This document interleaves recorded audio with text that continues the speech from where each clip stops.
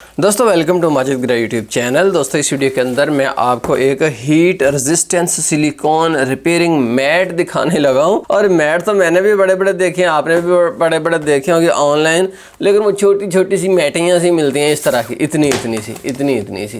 तो ये जो मैं अक्सर सोचता था कि यार मैट इतना बड़ा होना चाहिए कि जो सारे वर्किंग एरिया के ऊपर आ जाए। जैसे कि अगर आप देखें तो मेरा वर्किंग एरिया है काफ़ी लंबा चौड़ा है, तो छोटा सारा हम यहाँ पर रख लेते हैं तो बाकी एरिया सारा गंदा हो जाता है। तो इस वीडियो के अंदर मैं जो आपको मैट दिखाऊंगा वो आपका दिल खुश कर देगा। इतना लंबा होगा कि आप सोचेंगे कि यार मुझे इतना ही चाहिए था। पूरा आपका टेबल जो है उसको कवर कर लेगा। यहाँ पर उन्होंने साइज इसका बताया हुआ है 300x800 mm। तो ये RF4 का है मॉडल। इसका देख ले पहले आप, इसका मॉडल है RF4, उसके बाद है RFP016।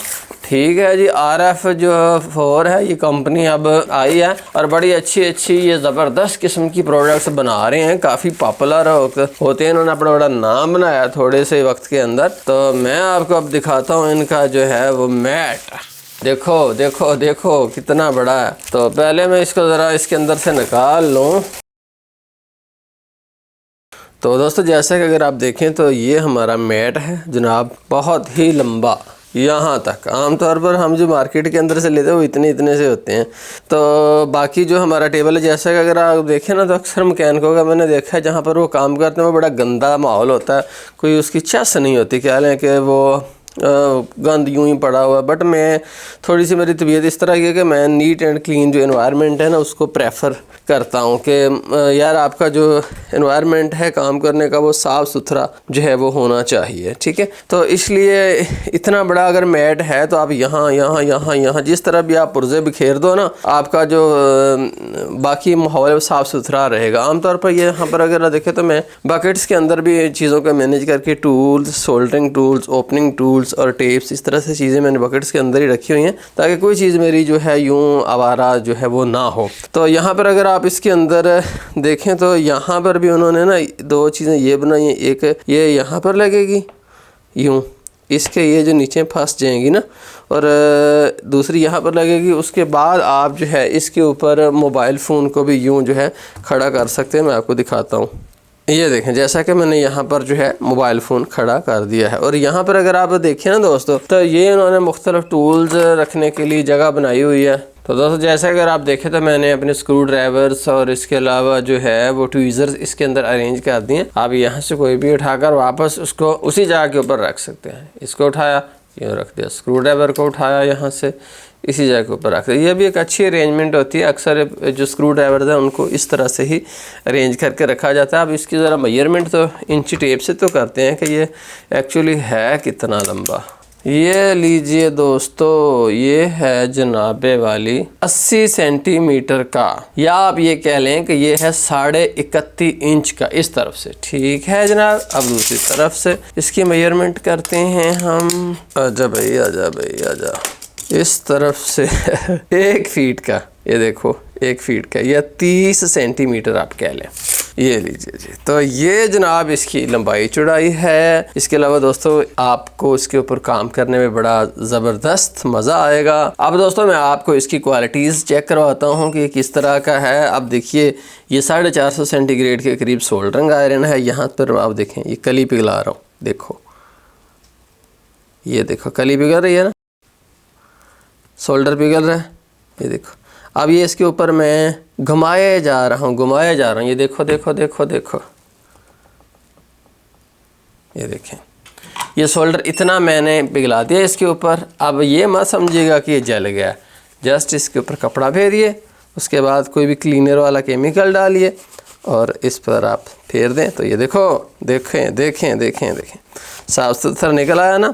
इसके अलावा दोस्तों अगर इसके ऊपर किसी तरह का कोई एडहेसिव गिर जाता है, जैसा कि ये देखें इस तरह का कोई एडहेसिव जल जाता है तो भी कोई मसला नहीं। अब ये भी इसके साथ नहीं चिपकेगा, जस्ट आप कपड़े से इसको साफ कर सकते हैं। हीट इसके ऊपर 500 सेंटीग्रेड तक ये हीट बर्दाश्त कर सकता है, ऐसा कोई इशू नहीं है आपको बनेगा। जैसे मर्जी इसके ऊपर हीट आप डालो। इसके अलावा दोस्तों अक्सर ये गंदे हो जाते हैं तो बहुत ईजी है, आपने कोई सर्फ वाला या शावर ले लें या दूसरा केमिकल कोई भी ले लें, पेट्रोल टाइप, आप इसके ऊपर यूँ करेंगे और इसके ऊपर आप एक दो दफ़ा करेंगे तो नीट एंड क्लीन जो है ये निकल जाएगा। बहुत ईजी होता है इसको साफ़ करना। इसके अलावा दोस्तों अगर आप यहाँ पर देखें तो काफ़ी ज़्यादा कंपार्टमेंट मुख्तलिफ बने हुए हैं, एंड तक यहाँ तक सारे एरिया में। तो जो चीज़ आपने जैसे यहाँ पर रखनी है आप उसको अरेंज कर सकते हैं। जैसे अगर देखें तो ये मैंने सोल्डरिंग पेस्ट और यहाँ पर कुछ कटर्स और ये जो है इंजेक्शन वाली जो सोल्डरिंग पेस्ट है ये, तो इस तरह से आप अपनी चीज़ों को बेहतरीन अरेंजमेंट कर सकते हैं। बाकी आपको इसके ऊपर काम करने में बहुत मज़ा आता है क्योंकि आपका नीचे वाला जो एनवायरनमेंट है वो साफ़ सुथरा रहता है, एंटी स्लिप है। आप जैसे मर्जी ये देखें, पूरा जोर भी अगर लगा दें तो पूरा टेबल हिल रहा है, बट ये अलहदा नहीं हिल रहा क्योंकि ये जो है इसके साथ चिपक गया है। इसके अलावा हम अक्सर सोचते हैं कि यार ये ख़राब हो जाएंगे, ख़राब नहीं होते। अब मैं आपको बता देता हूँ थोड़ा सा अपने एक्सपीरियंस है कि किन चीज़ों से ख़राब हो जाते हैं। एक तो दोस्तों इसके ऊपर अगर आप एल्फी डाल देते हैं ना, साइनो एक्रोलेट ग्लू, तो उसके बाद एल्फी डल गई है तो अब ये नहीं कि आप उसको किसी कटर से उसको खुरच कर और साथ इसको भी तबाह बर्बाद कर दो, ऐसा नहीं है। उसको आपने जेंटली जो ही पड़ी है कपड़े से उसको साफ़ कर लेना, ठीक है। उसके बाद अगर वो जगह आपको हार्ड फील होती है तो उसके बाद अगला कंसेप्ट ये है कि आपने इस तरह का कोई केमिकल डालकर पेट्रोल टाइप अच्छे तरीके से उसको जो है नाखून से यूँ रब कर लेना, ठीक है। यहाँ तक करने पर ही वो 100% क्लीन हो जाएगी। लेकिन फॉर एग्जांपल अगर क्लीन नहीं होती, कोई ऐसी चीज़ है जो क्लीन फिर भी अड़ गई है, तो फिर आपने क्या करना है, आपने सोल्डरिंग आयरन से उसको यूं यूं यूं यूं करके साफ़ कर लेना। पता क्यों? ये जो सोल्डरिंग आयरन होते हैं ये 500 सेंटीग्रेड तक 450 तक इनका टेम्परेचर होता है। तो ये जो मटेरियल है ये इसलिए ऐसे डिज़ाइन किया जाता है कि टेम्परेचर को बर्दाश्त कर सकता है, बट जो इसके ऊपर केमिकल गिरता है आपके पास एल्फी कुछ है वो इतने टेम्परेचर के ऊपर जो है वो एग्जिस्ट नहीं कर सकते। तो इसलिए जो ऊपर आप चीज़ पड़ी है वो जल जाएगी, बट आपके मैट को कुछ नहीं होगा इस तरह से। बट इस तरह की कोई नोकदार चीज़ है उससे ख़ास तौर पर आपने इसको प्रोटेक्ट करना है। अगर ऐसा कभी मौका आ जाता है कि कोई इस तरह की चीज़ है तो आपने कोई भी चीज़ हार्ड सी जो है वो नीचे रख के उसके ऊपर काम करना है, क्योंकि ये आपका मैट कीमती होता है, इसको बचाना आप फ़र्ज़ है। तो दोस्तों मुझे उम्मीद है कि आपको RF4 का RFP016 पसंद आया होगा। इसके अलावा ज़रूरी नहीं कि ये तो इसका बहुत बड़ा डिज़ाइन है ना, अगर आपको छोटा चाहिए तो इनके पास छोटा भी मौजूद है। ये PO15 है, मैं ये भी आपको दिखा देता हूँ। ये देखिए ये उससे छोटा है, जिन लोगों को छोटे की रिक्वायरमेंट है तो उनको लिए भी है। सेम टू सेम डिज़ाइन है 100%, बट ये उससे छोटा है। ये इसका मैं साइज़ आपको बता देता हूँ दोस्तों। देखें तो ये 18 इंच है, तकरीबन मामूली सा काम है। दूसरी तरफ अगर आप देखें तो ये 1 फीट है, ठीक है, 1 फीट। तो इनमें सिर्फ लंबाई का फ़र्क है, चौड़ाई तो ये दोनों एक जितने ही हैं।